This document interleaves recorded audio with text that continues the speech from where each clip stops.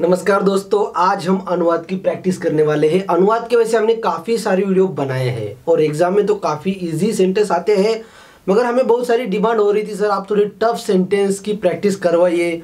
तो हम अभी कुछ सेंटेंस लेकर आए हैं। तो सबसे पहले आप ये 3 सेंटेंस को ट्रांसलेट करके देखिए, उसके बाद मैं उसे एक्सप्लेन करने वाला हूँ। और आपको यदि अनुवाद की प्रैक्टिस करना है और अनुवाद समझना है तो आप हमारे बेसिक जो हमने वीडियो बनाए हैं वहाँ से स्टार्ट कीजिए। लर्न संस्कृत फ्रॉम बिगिनिंग या फिर अनुवाद वाक्य रचना, एक ऐसी 2 प्लेलिस्ट है, आप उसमें जाकर सीख सकते हो। और ये वीडियो जो है उन्हीं के लिए है जिन्हें वाक्य रचना आती है। थोड़े हमने यहाँ बड़े बड़े सेंटेंस दिए हैं। एक्चुअली एग्जाम में सिंपल सेंटेंस, इजी सेंटेंस रहते हैं। चलिए शुरुआत कीजिए। आप इस वीडियो को पॉज कीजिए और ये 3 सेंटेंस करके देखिए। तो मैं इसे मानता हूँ कि आपने ये 3 सेंटेंस किए हैं। तो चलिए अभी हम इसे समझ लेते हैं अच्छी तरह से। तो गायत्री मंत्र से मन शुद्ध होता है, इस तरह से सेंटेंस है। अभी इसे संस्कृत में करना है। तो संस्कृत में करने के लिए सबसे पहले आपको वाक्य रचना पता होना चाहिए। सब कुछ यहाँ मैं अभी सिखा नहीं रहा हूँ, यहाँ बस प्रैक्टिस चल रही है, बाकी कुछ नहीं, ठीक है। तो इस बात को समझना जरूरी है। सीखने के लिए आप हमारे पहले वीडियो देख लीजिए। तो गायत्री मंत्र से, अभी से चिन्ह आया है तो इससे भी पता चलता है कि ये तृतीया है। अभी से चिन्ह पंचमी में भी है, मगर वहां का से अलग होना अर्थ में है, ठीक है। और ये जो से है, गायत्री मंत्र से मन शुद्ध होता है, मतलब शुद्ध होने के लिए गायत्री मंत्र कारण है, रीजन है। इसलिए वो जो है यहाँ ये तृतीया है, करण में तृतीया होती है। तो ये हुआ करण। और मन शुद्ध होता है, तो शुद्ध कौन हो रहा है? मन हो रहा है, तो मन हुआ कर्ता। तो इसे समझना है, शुद्ध होने की क्रिया कौन कर रहा है? तो मन कर रहा है, तो मन हुआ कर्ता। तो इसलिए इसमें प्रथमा होगी और इसमें तृतीया होगी। अभी आप इस सेंटेंस को 2 तरह से कर सकते हो, या तो फिर गायत्री, इसमें भी आपको तृतीया करनी पड़ेगी और मंत्र में भी तृतीया करनी पड़ेगी। मगर इससे आसान क्या है कि आप दोनों शब्दों को जोड़ दो, ठीक है। जैसे मैं अभी यहाँ दिखाता हूं आपको, गायत्री मंत्रेण, तो आप ऐसा भी कर सकते हो। समास कब करना होता है ऐसे, एक्चुअली उसके अलग अलग नियम है, मगर एक सिंपल क्या है कि यदि दोनों शब्दों में सेम विभक्ति है तो आप जोड़कर लास्ट वाले शब्द में विभक्ति कर सकते हो। जैसे हमने याद किया कि गायत्री में भी हमें तृतीया ही करनी है और मंत्र में भी हमें तृतीया ही करना है, तो हमने क्या किया, गायत्री को मंत्र के साथ जोड़ दिया और लास्ट शब्द में तृतीया कर दी। यदि हमें ऐसा नहीं करना होता तो हम क्या करते, फिर गायत्री शब्द जो स्त्रीलिंग है, ठीक है, नदी की तरह चलता है, तो उसकी तृतीया करेंगे। तो गायत्र्या ऐसे हो जाएगा, ओके। नद्या गायत्र्या, ठीक है। गायत्र्या मंत्रेण, इस तरह से। ये थोड़ा सा आपको शायद मुश्किल लगेगा, तो आप क्या कर सकते हो, गायत्री मंत्रेण ऐसा, इस तरह की ट्रिक आजमा सकते हो। तो हम यही रखते हैं फिलहाल, तो गायत्र्या मंत्रेण ऐसा नहीं रखेंगे, तो वो भी सही है, उसमें कोई गड़बड़ नहीं है। गायत्री मंत्रेण मनः, अभी मनस शब्द है, ओके। मनस सकारांत नपुंसक शब्द है, मनः, मनसी, मनसी। अभी एक्चुअली यहाँ एक ही मन की बात हो रही है, तो मनः, ओके। प्रथमा विभक्ति एक वचन करता है, इसलिए प्रथमा विभक्ति एक वचन, मनः। और शुद्धम, अभी देखो शुद्धम, तो यहाँ गड़बड़ हो जाती है कि मनः विसर्ग दिख रहा है, तो आपको लगता है या किसी को भी ऐसे लगता है कि अरे ये शुद्धम शुद्ध होना चाहिए, क्योंकि अभी ये दोनों विशेषण विशेष्य है। शुद्ध मन, ठीक है, तो मन कैसा है, शुद्ध होने वाला है, तो शुद्ध ये विशेषण है, तो दोनों की विभक्ति, वचन, लिंग सब कुछ सेम रहेगा। तो मन नपुंसक, इसलिए शुद्धम भी नपुंसक, मनः शुद्धम भवति, इस तरह से, ठीक है। तो भवति, या फिर आप यहाँ अलग तरीके से भी कर सकते हो, शुद्ध होता है, इसके लिए क्रियापद है, शुद्धति, शुद्धति, इस तरह से, ठीक है। तो आप इसके जगह पर, ठीक है, मनः शुद्धम भवति, इसके जगह पर आप मनः शुद्धति ऐसा भी कर सकते हो। गायत्री मंत्रेण मनः शुद्धति या मनः शुद्धम भवति, आप दोनों भी करो, कोई फर्क नहीं पड़ता है। दूसरा सेंटेंस, नारियों के सम्मान से देवता प्रसन्न होते हैं। तो अभी इस सेंटेंस को देखिए, थोड़ा सा बड़ा सेंटेंस है, कितना भी बड़ा क्यों ना हो, आपको वहां कर्ता, क्रियापद, कर्म, इसे समझना है कि क्या है कर्ता, कर्म क्या है, करण क्या है। तो सबसे पहले आपको क्रियापद पकड़ना है। तो क्रियापद क्या है, तो क्रियापद प्रसन्न होते हैं, ये क्रियापद है। मगर यदि आपको प्रसन्न होना, इसके लिए क्रियापद पता नहीं, तो आप उसे अलग अलग कर सकते हो। प्रसन्न होते हैं, चलो होते हैं, क्रियापद होते हैं के लिए तो आपको पता है, भू भवती, तो ये क्रियापद होते हैं, तो क्रियापद तो हमें पता चल गया। तो क्या होता है, देवता प्रसन्न होते हैं, ठीक है, देवता प्रसन्न हो रहे, तो कर्ता तो देवता है, क्योंकि प्रसन्न होने की क्रिया कौन कर रहे हैं, तो देवता। तो देवता करता है, ये तो पता चल गया, ठीक है।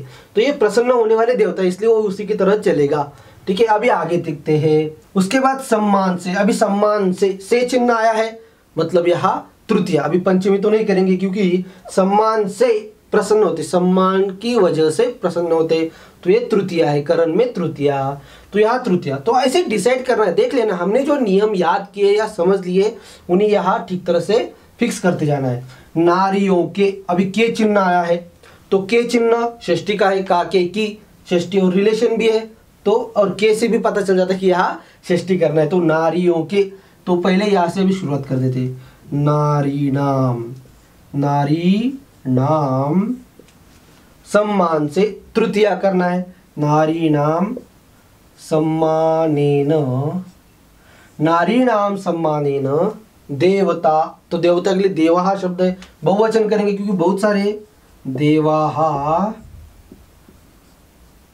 प्रसीदन्ति, ठीक है, देवाहा प्रसीदन्ति, नारीणाम सम्मानेन देवाहा प्रसीदन्ति। अभी मैंने क्या किया, यहाँ प्रसन्न होते, इसके लिए मुझे क्रियापद पता है तो इसलिए मैंने वो लिख दिया, देवाहा प्रसीदन्ति। मगर आपको पता नहीं है या जिसे किसी को पता नहीं तो क्या करेंगे, तो यहाँ मैं लिख देता हूँ प्रसन्नाहा। अभी प्रसन्ना क्यों, क्योंकि देवाहा प्रसन्नाहा, ओके, उसका विशेषण, तो देवाहा प्रसन्नाहा और फिर भवन्ति, इस तरह से देवाहा प्रसन्नाहा भवन्ति। तो इस तरह से आपको ध्यान रखना है कि यदि आपको पूरा क्रियापद पता नहीं तो आप इसे उसे अलग करके भी आप कर सकते हो, वहाँ कोई गड़बड़ नहीं होती है। नेक्स्ट, मेरा भाई 10वीं कक्षा में पढ़ता था। कौन पढ़ता था, पढ़ने की क्रिया कौन कर रहा था, तो भाई। तो ऐसे क्रियापद को क्वेश्चन पूछना है कि ये क्रिया कौन कर रहा था या कौन करने वाला है, जो भी है। तो पढ़ने की क्रिया कौन करने वाला था या पढ़ता था, कौन पढ़ता था, तो भाई, भाई करता, करता में प्रथम विभक्ति एकवचन, तो भ्रातृ शब्द है, उसकी प्रथम विभक्ति एकवचन भ्राता, ठीक है, भ्राता। अभी किसका भ्राता, मेरा, तो षष्ठी, रिलेशन है, मेरा भाई, मेरा किसका भाई, मेरा, तो रिलेशन दिखा रहा है, तो मेरा। और रा रे री चिन्ह है तो षष्ठी, तो मम अस्मत् सर्वनाम षष्ठी एकवचन, मम भ्राता। अभी यहाँ देखिए 10वीं कक्षा में, अभी हमें 10वीं में इस शब्द में भी सप्तमी करना है, सॉरी, इसमें भी सप्तमी और कक्षा में इसमें भी सप्तमी, मतलब में पर चिन्ह है तो सप्तमी, और ये अधिकरण है, कहाँ पढ़ता था, कौन सी कक्षा में, ठीक है, तो 10वीं कक्षा में, तो 10वीं में। और जब ऐसे होता है कि दोनों शब्दों में हमें सप्तमी, दोनों शब्दों में सेम विभक्ति है, तो हम क्या करेंगे, उन दोनों शब्दों को जोड़ देंगे और लास्ट शब्द में सप्तमी करेंगे। तो 10वीं हम अलग अलग नहीं करेंगे, अभी 10वीं कक्षायाम ऐसे कर देते, और वो आसान भी हो जाता है, ठीक है, 10वीं कक्षायाम, ओके, 10वीं कक्षायाम, ठीक है, मम भ्राता 10वीं कक्षायाम पढ़ता था। और ध्यान देना, अक्सर बच्चे गड़बड़ कर देते हैं, जब ट्रांसलेशन करते समय क्या करते हैं, या ध्यान ही नहीं देते, मतलब पहले पता चल जाता है स्टार्टिंग में कि अरे यहाँ हमें पास्ट टेंस यूज करना है, लंग लकार यूज करना है, मगर जैसे वो ट्रांसलेशन शुरू कर देते हैं आगे भूल ही जाते हैं, और वो जो आदत होती है लट लकार की, वो हमेशा लट लकार, ऐसे बहुत बार हुआ है, ठीक है, तो इसलिए थोड़ा ध्यान देना है। तो पढ़ता था, पास्ट टेंस लंग लकार तो करेंगे, तो अपठत, क्योंकि भ्राता है प्रथम पुरुष यूज करना है हमें, अपठत, अपठत, ठीक है, मम भ्राता 10वीं कक्षायाम, यहाँ में हलंत म लिखता हूँ क्योंकि आगे स्वर है। एक्चुअली आपको इतना मतलब डिटेल में या संधि पर ध्यान देने की जरूरत नहीं, बस आप विभक्तियों पर ध्यान दो, ठीक है, मगर मुझे क्योंकि मैं अभी सिखा रहा हूँ तो मुझे थोड़ा सा इस पर ध्यान देना पड़ेगा। मम भ्राता 10वीं कक्षायाम अपठत, ओके।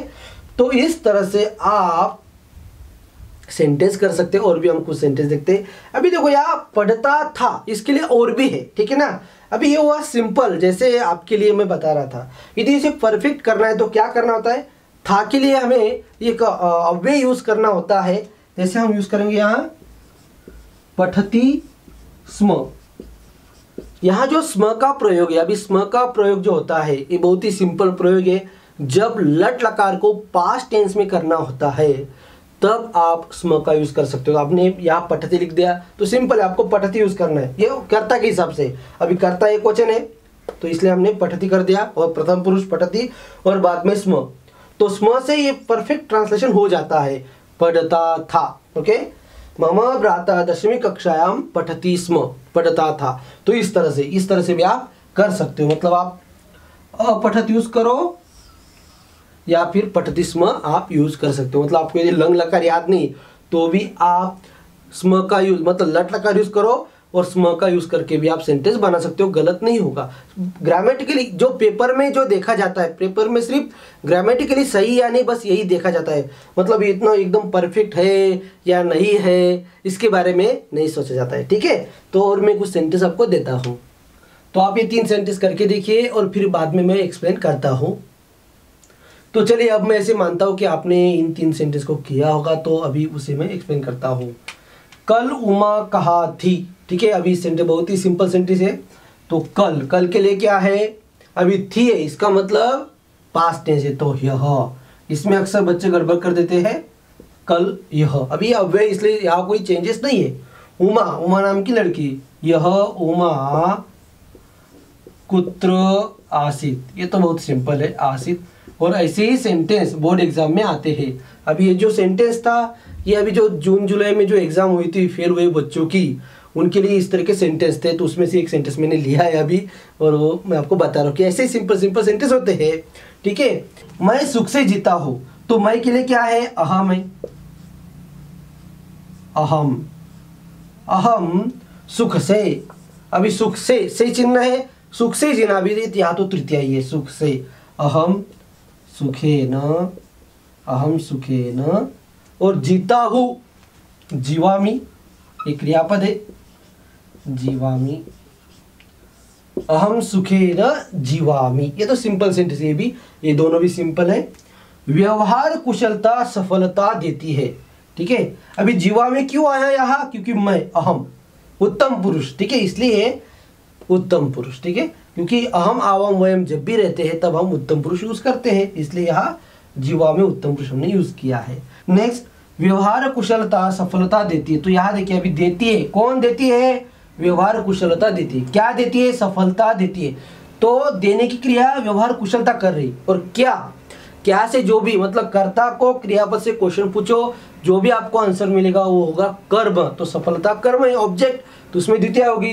तो इसे कर लेते हैं हम, व्यवहार कुशलता, व्यवहार, इसे एक ही कर देंगे, वो आसान होता है। व्यवहार कुशलता सफलता, क्योंकि कर्म होने के कारण द्वितीय, सफलताम ददाती, इस तरह से ददाती। तो इस तरह से आज हमने अनुवाद के 6 सेंटेंस की प्रैक्टिस की है और आगे चलकर हम ऐसे वीडियो बनाएंगे। तो आज के लिए इतना ही, धन्यवाद।